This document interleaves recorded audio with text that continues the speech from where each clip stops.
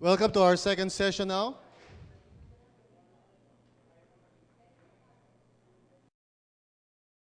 Our topic in this session is who is qualified to serve as leadership. Okay? In other words, sino ang pwedeng maging leadership. Now, tradition, nagde-develop ng leader, usually you go through a process, siyempre may mga training yan, at experiences at the same time. Okay, nagtapos ka ng pag-aaral. That's a standard yan, okay? So kung mag-a-apply kayo ng trabaho, for example, and you want to become a supervisor o naman manager, hindi mo agad makukuha yung ganong klaseng posisyon. You have to work for that, okay? Kailangan maging deserving ka naman. You have to go through a lot of training. And even yung pagpasok mo sa eskwela, depende sa klase, sa eskwela, sa trabaho pala, some jobs would require na kailangan nakatapos ka na ganitong level na pag-aaral, no? And in the church, traditionally din, sa maraming mga churches na alam ko, bago ka magkaroon ng leadership role, you also have to go through a lot, okay? And maghihintay ka talaga ng mahabang proseso. But what about this thing called leadership na pinag-uusapan natin? Okay? What does it take? So today we're going to talk about, like I said, it's a different animal. So kailangan i-change natin yung ating pag-iisip tungkol dito because this is not the usual way of seeing leadership. So let's pray. Father, I pray na itong pag-uusapan namin ngayon about who can serve in the area of leadership. I pray, Lord, that you would encourage each one and help each one to see, Lord, that it's not impossible and it's not hard, Panginoon, for any one of us dito, Lord God, to answer the call to become leadership. So I pray, Father, na makita namin kung ano yung basic na requirements, O God, and by your grace, nawa ito yung maging challenge sa amin, Panginoon, as we look at our own lives and as we begin to consider, Lord God, that you may be calling us into this kind of role in the church. Salamat po, Panginoon, for your grace, dahil alam namin we are not in a performance mode. Instead, you accept us and you love us as we are. And thank you, Lord, for your grace. In Jesus' name, amen. Look at John 21, okay? And we'll go all the way kasi usually when this particular passage is discussed, usually tumitigil na pagkatapos nung pangatlong beses na sinabi ni Jesus, "Do you love me?" Okay? And then it stops there, right? So I want to just read all the way until the end, and let's begin to look into this passage as a way to help us para maintindihan natin what does it take para maging servant leader or leadership. Verse 15 says, when they had finished eating, and the context here is that si Jesus has been appearing. This will be the third time. He has appeared in first two times sa ibang mga pagkakataon. But for Peter and the others, this will be the first time nila makikita ulit si Jesus physically. Okay? So verse 15, when they had finished eating, kasi nangisda si Peter kasama na ibang mga disciples na isipan nila mangisda. Now, there's no evidence na parang bumalik na sila sa pangingisda. Okay? Siguro baka parang nangisda lang sila, parang alam mo na, just to forget what has happened or maybe to relax or whatever, okay? But eventually, nung bumalik nga sila, nung nakita nila si Jesus, humingi si Jesus ng mga isda and they had breakfast. So after that, Jesus said to Simon Peter, okay? Simon, sabi ni Jesus, son of John. Now, yung mismong address na yon is interesting kasi yung Simon, son of John, is the kind of address na ginamit ni Jesus kay Peter, or Simon rather, nung unang beses niya tinawag si Simon, bago pa siya naging Peter. You must remember na yung Peter, okay, is a name na binigay ni Jesus later. Hindi yun yung original niyang pangalan. Ang original talaga niyang pangalan is Simon, son of John. Now, nung araw kasi walang apelido, okay? So, ako, siguro kung nabubuhay ako nung araw, ako si Bong, son of Jesus, Bailon. Okay, parang gano'n. So, wala apelido nung araw, okay? By the way, yung pangalan ng tatay ko, Jesus talaga. Okay? Tapos nanay ko, Mary. Di ba? Kaya pinangalanan ko yung anak kong Joseph. Para kompleto na yung bilin. Okay. Simon, son of John, I think it's intentional na ginamit ni Jesus ito. Kasi ito yung time na si Peter talagang feeling self-defeated na siya after, denying na kilala niya si Jesus 3 times. And you must remember, sinabi ni Jesus sa kanya yun, na you would deny me 3 times. Now, malaking bagay yun. Kasi to deny Jesus is tantamount to, kumbaga, parang nag-backslide ka na, no? Parang, ayaw mo na kilalanin siya, di ba? So it was a major sin on the part of Peter. Kaya at this point in time, ano na siya parang discouraged na siya sa sarili niya. So think about it, your own life niyo. How many of you have experienced some major failures in your life? Yan, okay. So, parang isipin nyo ganun kayo, di ba? When you have committed a major blooper of failure sa buhay mo, parang feeling mo hindi ka nakarapat-dapat, hindi ka na makamove forward, parang hindi ka nagagamitin ni Lord, di ba? So, marahil ganun ang feeling ni Peter dito. Pero, tinawag siya ni Jesus ng Simon, son of John. The original name na ginamit nung first time niya na-encounter si Jesus. And I think that's intentional. Kasi gustong sabihin ni Jesus kay Peter na, Peter, alam ko, Peter ka na ngayon, but, at alam ko nagkamali ka, but just go back to who you are. You are just Simon, son of John. Before you became a Peter, you were a Simon. In other words, ibinabalik ni Jesus yung talagang identity ni Peter. And that is yung kanyang pagiging follower ni Jesus, a disciple. Okay? Hindi siya Peter as in leader, okay? Kundi Simon, the follower of Christ. So sabi niya kay Simon, son of John, do you truly love me more than this? Now, you might be thinking, ba't saan nanggaling yung question na yun? And first of all, yung than this, of course, refers to the other disciples. At yung question niya na, do you truly love me more than this? Has a background in the story. In fact, yung story ganito, they decided na sila ay mangingisda, di ba? Yan ang background niyan. And then, habang nung sila pauwi na, may nakita silang stranger, nila kilala si Jesus yon. May stranger doon sa shore. Tapos sinabi ng stranger, wala ba kayo nahuli? No, parang medyo, di ba? Konting Alaska ng konti. Wala ba kayo nahuli? Okay? So, sagot nila, wala. Hindi pa nila na-recognize. Pero si John, yung nagsusulat nito, na-recognize siya. Sabi niya, si Lord John. Sabi niya gano'n. And so na sinabi ni John yon, na-excite na agad si Peter. At sabi sa story, if you read the preceding story dito, ang ginawa daw ni Peter, he dressed up and jumped to the water. Now, you may not think that's weird, but nobody jumps to the water dressing up. Usually, you undress and then di ba, saka ka tatalon sa water. So, siya baliktad. He dressed up and then he jumped to the water. Di ba? Kasi isipin mo lang, di ba, bababasa ka nun eh. So, hindi yun practical, right? So, he was so excited. Kaya yung tanong ni Jesus, do you truly love me? Background niya, talaga, si Peter was really so excited. Talaga, he really loved the Lord. Okay? Talon siya agad sa tubig. Tapos isa pa yun, siyempre, na ayon sa narration nito, 100 yards away pa sila from the shore. 100 yards. Now, gaano ba kalalim yung 100 yards? So those of you na nakapunta na sa mga beach, di ba? 100 yards, di ba? Medyo hindi mo abot yan. Not unless talaga kasi tangkad mo si Shaq O'Neal or something, maabot mo yung sa 100 yards, Or kaya talagang parang, parang Boracay ba yan, o Palawan, tipong kahit gaano kalayo hanggang tuhod lang. Okay? But it seems na malalim yung tubig kasi when he jumped, okay, hindi naman siya basta nakalakad lang. In fact, nasa boat pa rin yung mga kasamahan niya.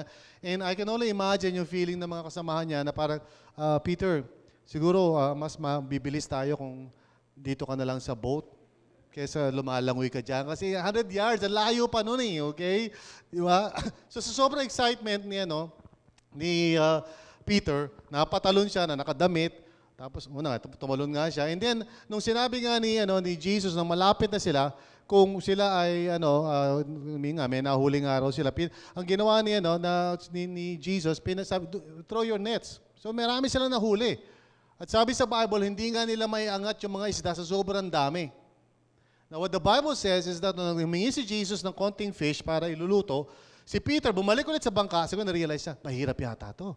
Mahirap yata na lumangoy, nung papunta sa shore. So, natauhan siya, sabi niya, hindi, balik siya. So, bumalik siya sa bangka, and then, ayon sa Bible, siya mag-isa, kinuha niya lahat yung mga fish. Hinila niya talaga lahat.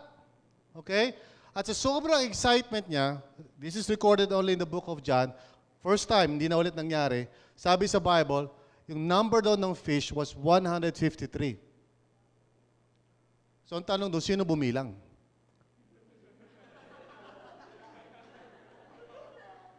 Diba?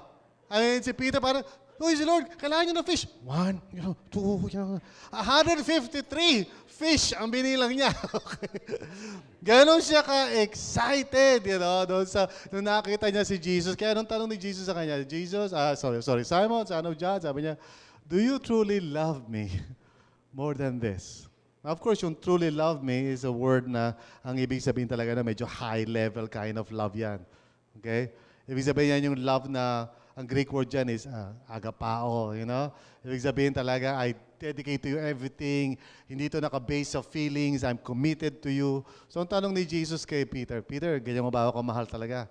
Na-dedicated ka sa akin kahit anong mangyari. Kasi yun ang sabi niya Bago siya nag-deny, yun ang sabi niya kay Jesus Sabi niya, Jesus, magkamatayan na, iiwan ka ng lahat, ako. Hindi tayo magkakaiwanan, okay? I'm for you, okay? So, solid ako sa'yo. So, si Peter talaga mayabang siya. He was saying na hindi niya iiwan si Jesus. Well, alam na natin nangyari. Dininay niya, di ba? Si Jesus 3 times. So, yung tanong sa kanya ni Jesus, talaga bang mahal mo ako to the highest level? So, yes, Lord, sabi niya. You know that I love you. So he did not use the word truly love you. He just said, Lord, I love you. And this is the love that a friend has for another friend. Phileo, tawag dyan, phileo. Okay? In other words, Lord, alam mo naman friendship kita Friendship tayo. Okay? Sabi ni Jesus, ako ba talagang mahal mo ako to the highest level? Sabi ni Peter, friendship tayo, Lord. Double cards. Okay? Yun lang ang kaya ni Peter sabihin. In other words, medyo na-humble down na kasi si Peter dito Dati kasi pinagyayabang niya, di ba? Kayang-kaya niya talaga ipagtanggol si Jesus. In fairness talaga naman, nagtangkari siya kasi nung huhulihin na si Jesus, siya yung naglabas ng itak tapos tinagaan niya yung tenga ng servant na ang pangalan ay Malchus. So kung masali kayo sa isang daytime show, tinanong sino yung servant na tinagang yung Malchus, panalo kayo agad doon, $10,000. Okay? Now, tandaan nyo baka matanong yun sa, you can be a millionaire or something, di ba? So, sabi, yes, Lord, sabi niya, you know that I love you. And then sabi ni Jesus, knowing fully well na si Peter was at that point sa buhay niya na na-realize niya na even though sa mind niya gustong-gusto niya talagang mahalin si Lord to the highest level, pero totoo nun, hindi niya kaya. Okay? So sabi sa kanya ni Jesus, okay, feed my lambs. In other words, maging leadership ka. Take care of my flock. So kung ako'y nado, parang, Lord, nakalimutan mo na ba? Binitray ka niyan 3 times. Magkakatiwalaan yan. I-assign mo na lang sa toilet. Doon na lang.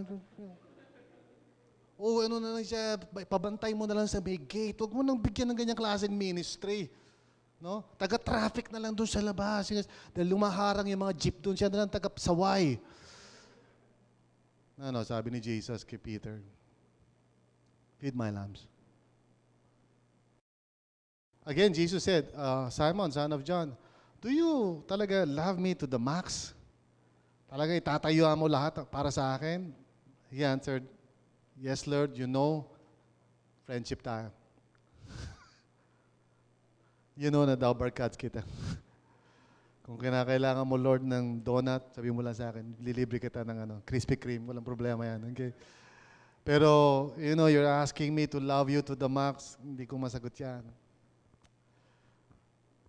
Jesus said, take care of my sheep. Lord naman, what naman ganyan? Hindi deserving yan. Okay lang, mabetray ka ng isa, pero 3 beses. Ibig sabihin talaga tinakwil ka niyan, Lord. Di ba? Hindi ka kinilala. Di ba? Parang si PJ na nilagay mo sa langgam, pagkatapos pagpunta mo doon, hindi kinikilalang pastor na RLCC doon, daw si, si PJ na, no? Parang gano'n, di ba? So, parang, kung ako si Jesus at this point in time, after yung failure ni Peter na gano'n, parang hindi ka na magtitiwala. And yet sabi ni Jesus sa kanya, take care of my sheep. Take care of my sheep. The third time he said to him, Simon, son of John, do you love me? Wala na yung truly. Do you dabarkads me, Simon? Friendship ba tayo, Simon? And Peter was hurt. Alam mo bakit siya na-hurt? Hindi dahil ang kulit ni Jesus, di ba? Ano ba? Paulit-ulit, 3 beses ako tinatanong. Hindi. Kaya siya na-hurt kasi binaba ni Lord. Binaba yung level eh. Kasi dati ito yung standard eh. Peter, talaga bang to the max, mamamatay ka para sa akin? Pangalawang beses, talaga ba Peter, mahal mo ako to the, highest level? Nung pangatlo, Peter, friendship ba tayo? He was hurt. Kasi tinanong siya ni Lord, do you love me? Imbis na, do you truly love me? Sabi ni Peter, Lord, you know all things. You know that berkats tayo. And Jesus said, okay, feed my sheep. See, it's very important for us to recognize na si Jesus is not looking for super duper committed na talaga na mamamatay para kay Jesus. Naghahanap lang siya ng mga tao who just love Him. Kung ano man level ang kaya mo. If you can just love the Lord right now, ganito, okay, start there. Take care of my sheep. Is that, sometimes ewan ko sa inyo, nakita niyo na ba yung sarili niyo minsan, lalo na pag may nagagawa kayong, alam niyo, mali, di ba? Parang you blame yourself a lot, di ba? Parang, ba't ka ganyan, di ba? Christian ka na eh. Okay, in my case, pastor ka na, ba't mo sinabi yan? Sama mo talaga, dapat sunugin ka, Sometimes when you have been in a ministry like myself, matagal na ako sa ministry, ang standards mo sa sarili mo, taas eh. And hindi ka na nga pwede magkamali kasi yun nga eh. Pati mga tao nakatingin sa'yo, hindi ka na pwede magkamali. Di ba? Pag umatching ka, pulmonya na eh. Ganun. And you're not allowed, small mistakes. Pag nakakita ka ng mga tao sa isang lugar na hindi mo karapat-dapat na puntahan, they would start talking, ba't si pastor nandun, So you have to, live your life in such a way na kailangan, iingat ka, sa salita mo and everything. Sabi ni Jesus kay Peter, Peter, huwag mo masyado seryosohin sarili mo. All I want you to be is to be a follower. In other words, I just want you to be a sheep. Okay? And I don't care kung nag-fail ka, maaaring sa tingin mo sa sarili mo, hindi ka mag-fail. But all I want from you, is just to love me at whatever level na kaya mo. And I'll let you take care of my sheep. That's very encouraging. Amen? Kasi minsan pag kino-compare mo yung sarili mo sa ibang tao, parang hindi ako ganun ka-die hard, di ba? Hindi ko kayang ginagawa ni PG. Don't compare yourself with others. Jesus has a simple question sa'yo. Loves mo ba ako? That's all. Loves mo ba ako? Kasi kung loves mo ako, that's enough. Hindi ko nga sinasabi sa'yo, loves mo ba ako to the highest level? Sabi lang ni Lord, friends ba tayo? Are you my friend? Dabarkads ba tayo? If so, take care of my sheep. Now, this is amazing. Amen? I tell you the truth, sabi ni Jesus sa kanya, when you were younger, you dressed yourself and went where you wanted. Okay? But when you are old, you will stretch out your hands and someone else will dress you and lead you where you do not want to go. So ano to sinasabi ni Jesus? Hindi ito tungkol sa, fashion statement, anong klase dadamitin niya na later on, okay? Ito yung may kinalaman doon sa mangyayari martyrdom in the life of Peter. Sabi niya, Jesus said this to indicate the kind of death by which Peter would glorify God. Then he said to him, follow me. Now, just think about it for a second. Sabi ni Jesus kay Peter, nga pala, Peter, balang araw, mako-crucify ka. Okay? You will die for me. Alright? So, babalik ta rin, dadaling ka sa, sa crucifixion. Ayaw mo pumunta doon, pero dadaling ka doon. Tapos, ipapaho ka, pabaliktad, yun kasi nangyari sa kanya. Okay? And then, sabi ni Jesus, alright na? Clear ba tayo doon? Mamamatay ka? Okay, so follow me.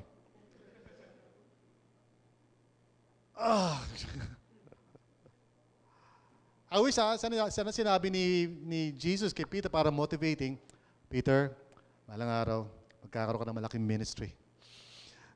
Lalago church mo to the point na talagang kilalang-kilala ka na sa buong Christian world.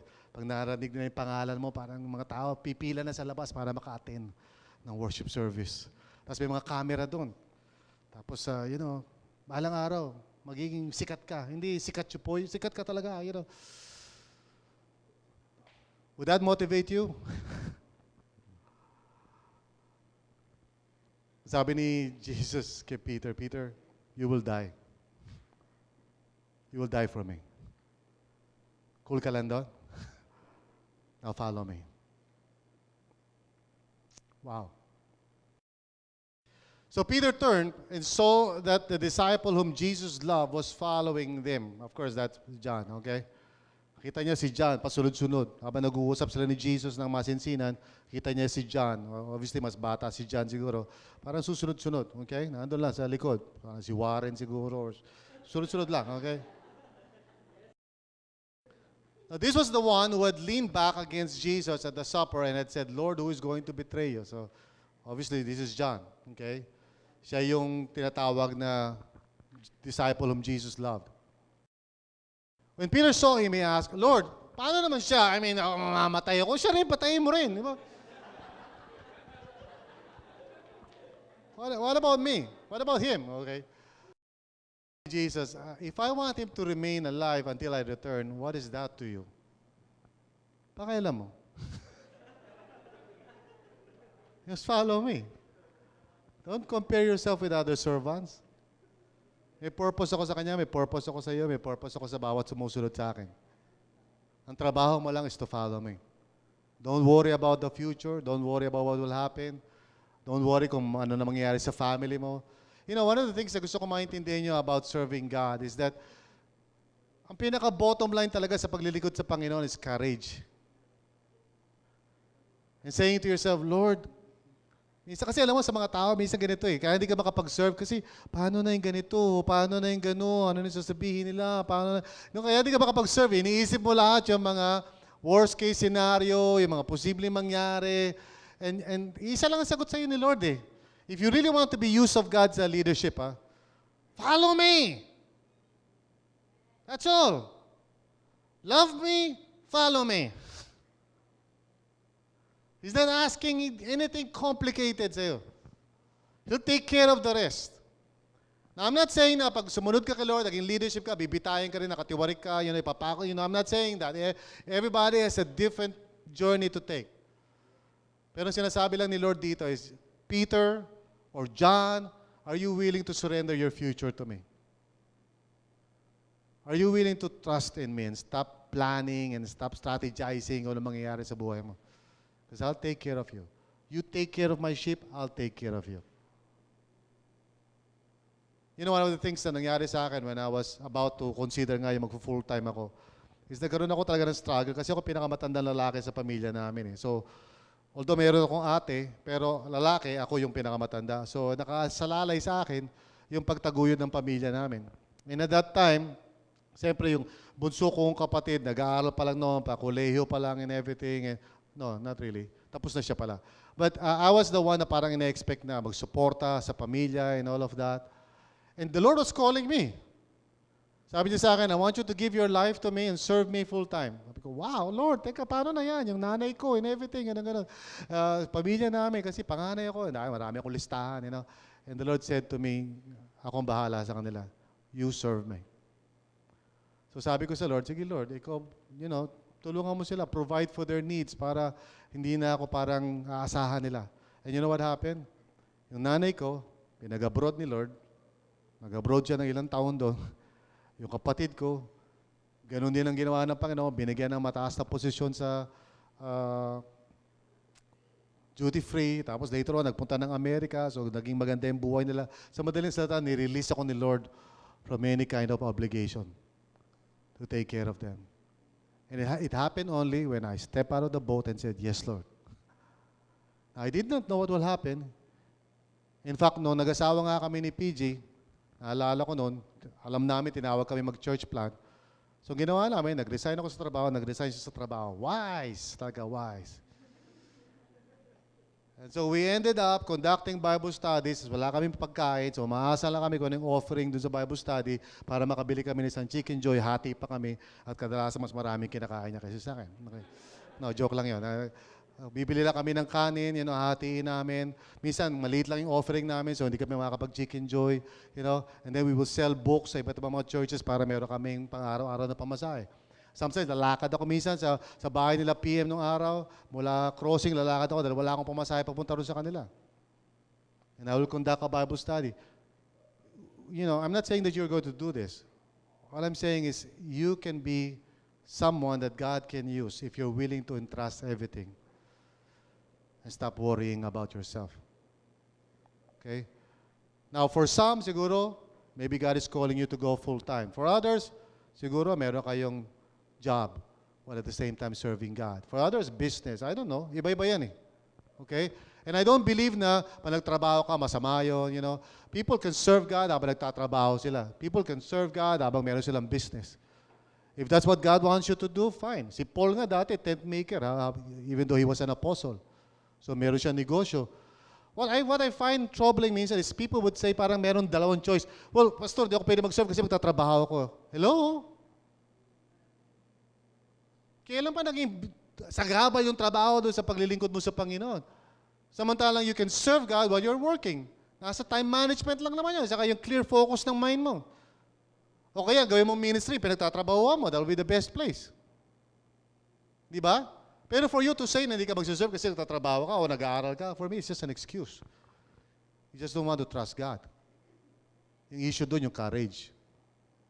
Di ba? And you tell me, kasi Pastor, dami kong assignment. Come on. Si Pastora Gina, just an example, kasi nung tinawag siya, nag-aaral pa siya. Ako, kasi tinawag ako, hindi na ako nag-aaral noon. Okay? Siya, nag-aaral pa siya nung tinawag siya ng Panginoon. Nasa top pa yan ng board exam eh. While leading cell groups doon sa kanyang school. Tapos iba sa mga nilid niya, naging pastor pa. Tapos nag-top pa siya sa board. So don't tell me na parang imposible na nag-aaral ka, may paperwork ka para mag-serve ka. It's just an excuse. Ang totoo, kung committed ka sa Panginoon, you will do what needs to be done. At kung kinakailangan mo i-rearrange yung sarili mo or whatever, you will do it because you want it. So, yun ang sinasabi ni Jesus kay Peter. Just follow me. Don't worry about your future. Because of this, the rumor spread among the brothers that this disciple would not die. Kumalat daw yung chismis na gano'n. Kinorek niya. Sabi niya, but Jesus did not say that he would not die. In the first place, nagsusulat siya ngayon, di ba? Anong ginawa siya? Hindi naman ako, di ba? Nagsusulat ako. He only said, if I want him to remain alive until I return, what is that to you? Okay? So in other words, inulit lang niya yung sinabi. And this is the disciple who testifies to these things and who wrote them down. We know that his testimony is true. Ayun sabihin ko sino siya, but we know he's John. Right? And then Jesus did many other things as well. If every one of them were written down, I suppose that even the whole world would not have room for the books that would be written. That's a hyperbole, of course. No? Sabihin, exaggeration yun. But he's saying, sobrang dami pa ng ginawa ni Jesus that is not recorded.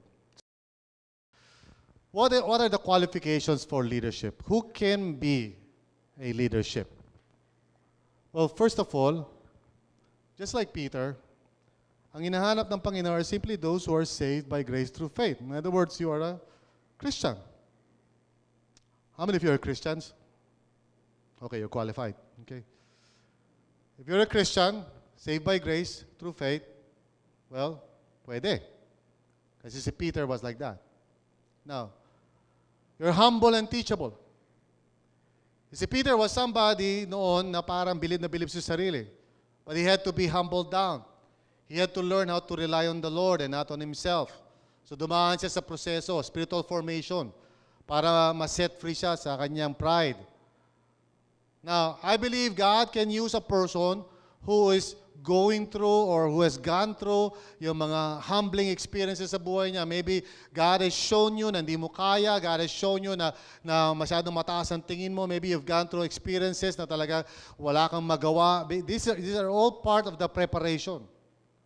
Kaya if God is causing you to go through those experiences, it only means that God is about to use you. Okay? Usually failure, these are the opportunities, these are the signals that God is about to use you. So when God was showing me my failure as a pastor, sabi niya, nakikita niya sa akin na kahit anong gawin mo strategy dyan, 200 lang yan unless I give you more. It does not depend on you. So I had to humble myself.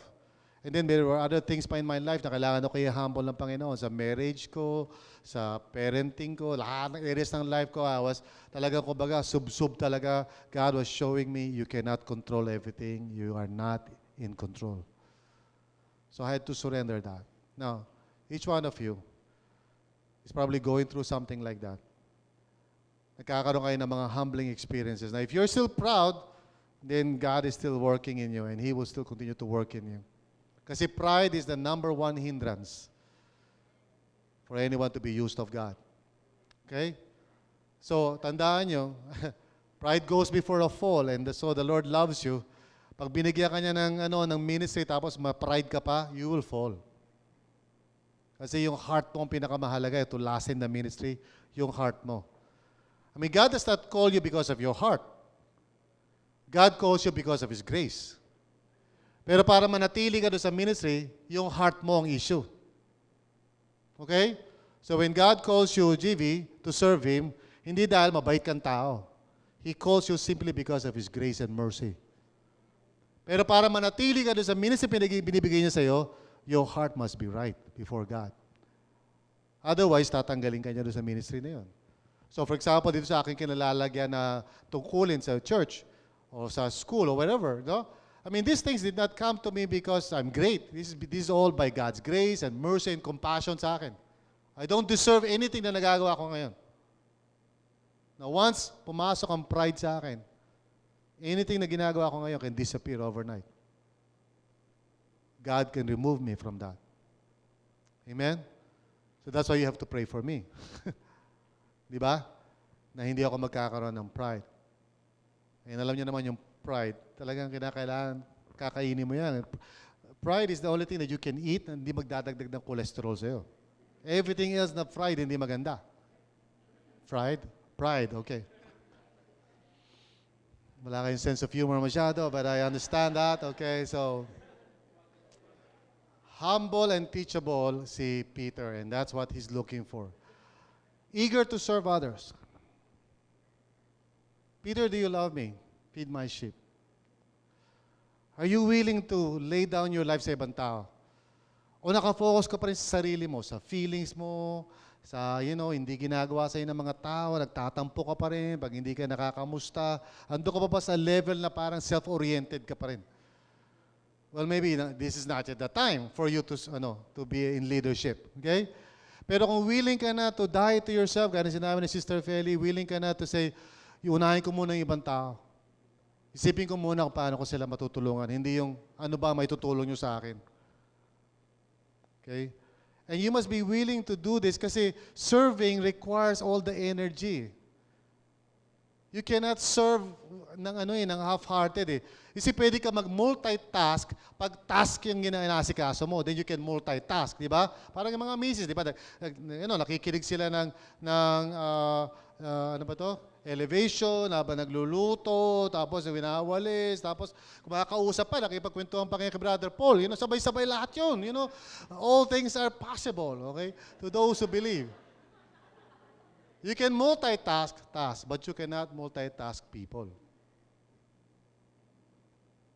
So, pag people ministry ka na, hindi pwede yan nang hindi ka naka-pay attention. Kailangan niyang present ka. Kagabi, I was tested in that area kasi ando kami sa kainan, we were together with some friends, and there was someone who was sharing her life. Okay? And while she was sharing her life story, obviously yung life story niya medyo masalimuot, pang 700 Club. Okay? Saan si Daryl dito? Di ba si Daryl? Si Daryl, okay. Pang 700 Club, And while she was sharing, so lahat ng tao kumakain, ho chayla kumakain kami lahat, sarap yung pagkain, di ba? So, it was very hard to pay attention.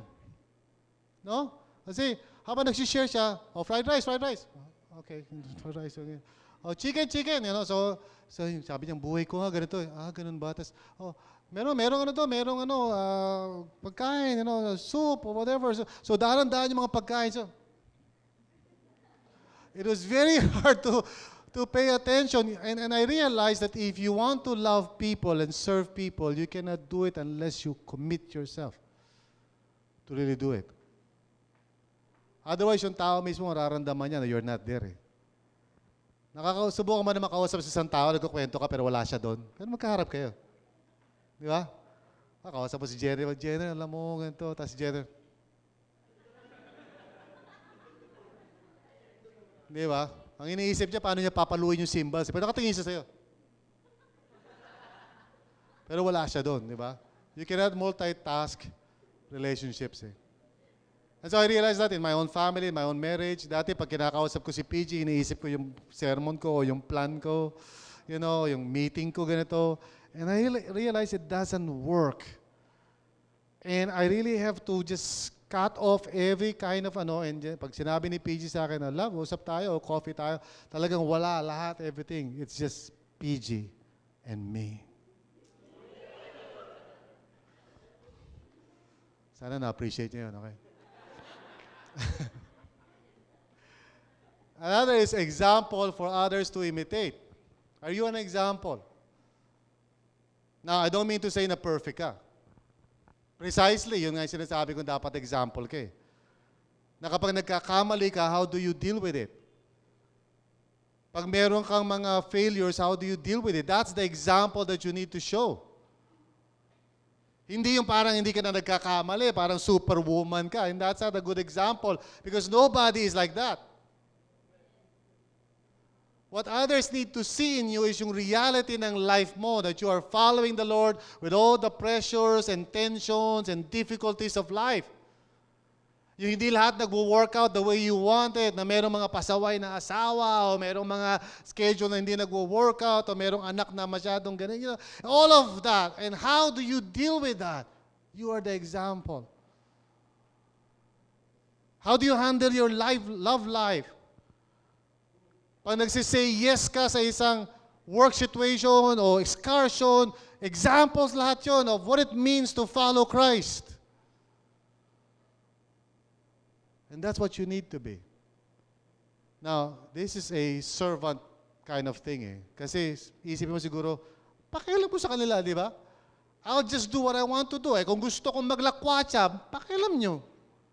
Kung gusto kong gastusin yung pera ko ng ganito, huwag nyo akong Diba? Buhay ko to Kung gusto kong matulog o gusto kong ma-in love sa isang tao, gusto kong ma-in love pakialam nyo.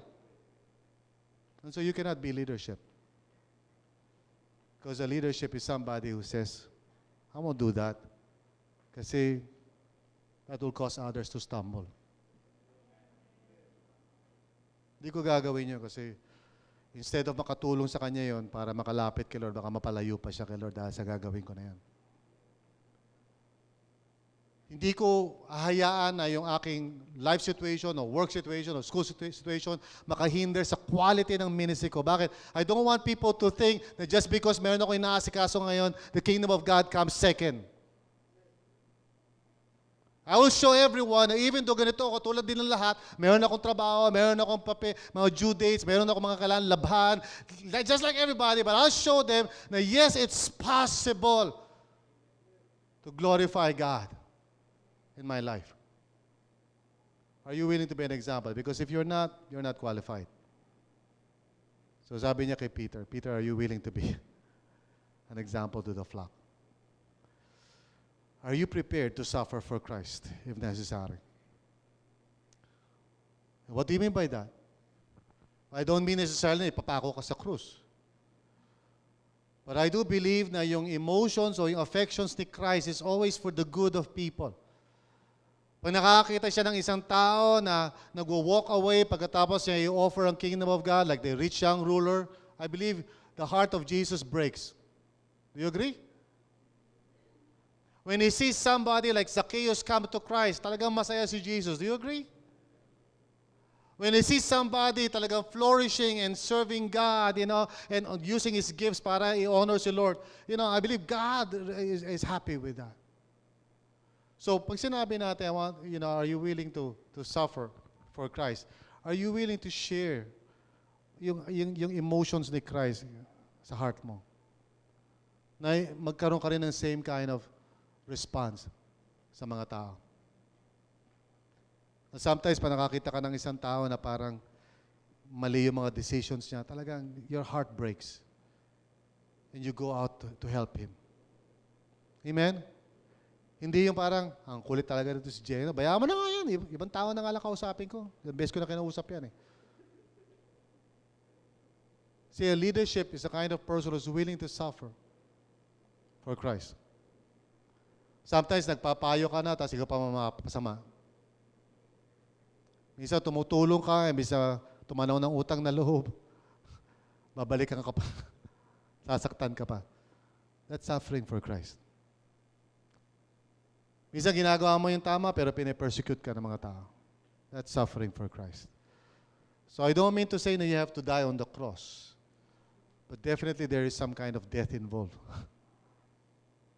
Dying to your pride. Minsan you say no to a high-paying job just so you can say yes to your flock para hindi mo sila mapabayaan. What we need are just courageous people. So how do you rate yourself in each of these areas? So I want you right now to talk with each other, but let me pray for you first before we do that. Father, tunay nga, Panginoon, na you're not looking for people who are graduates of high degrees. You're not looking for people who have gone through all the training. You're looking for a different kind of people, Lord, who would love you and follow you and take care of your flock. Simple people, Lord. Just like Peter, mga fishermen, ordinary people, Lord. Hindi ka naghahanap ng mga graduates ng seminary, Bible school. We're just looking for ordinary people. I pray, Lord God, before the end of this day, that you would give us courage to say yes to your call. Take care of other people. In Jesus' name, amen.